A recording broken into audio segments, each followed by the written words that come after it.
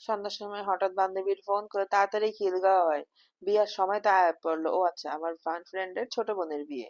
তো এটা নিয়ে একটু তাড়াহুড়ার মধ্যে ছিলাম, তো বান্ধবী ফোন দিল তাড়াতাড়ি আয়, হলুদের দিন চলে আসছে, এখন হলুদের শাড়ি টাড়ি কিনা হয় নাই।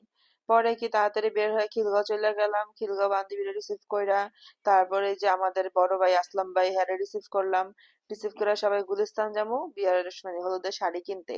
কি শাড়ি কিনুম জানি না এখনো, যাইয়া ঠিক করুম সবাই। পরে যে গুলিস্তান আয়া পড়লাম, এই মার্কেটটার নাম এনএসকো টাওয়ার। যদিও আমি কোনোদিন এই মার্কেটে যাইনি, লাইফে আমার ফার্স্ট টাইম।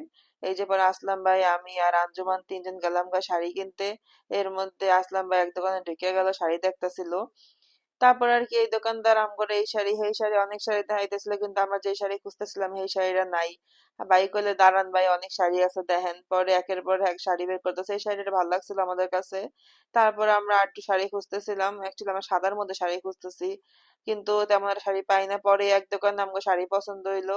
শাড়ি পছন্দ হওয়ার পর আসলাম ভাই আঞ্জুমান দামাদামি করতেছে, এরা খুব সিরিয়াসলি দামাদামি করতেছে।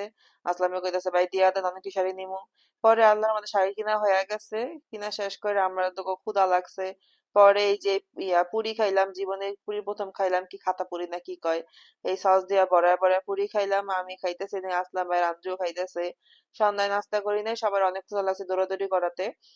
তারপরে এই যে আমি পুরি খাইলাম, এদিকে আমি আবার একটু স্যুপ অর্ডার দিছিলাম। আপনারা সবাই জানেন, জেনে যাইনি আমি একটু কর্ন স্যুপ পাইলেই খাই। পরে দেখলাম স্যুপটা 60 টাকা নিছে, কিন্তু ভালো মাংস। সবাই ভালো থাকবেন, আল্লাহ হাফেজ।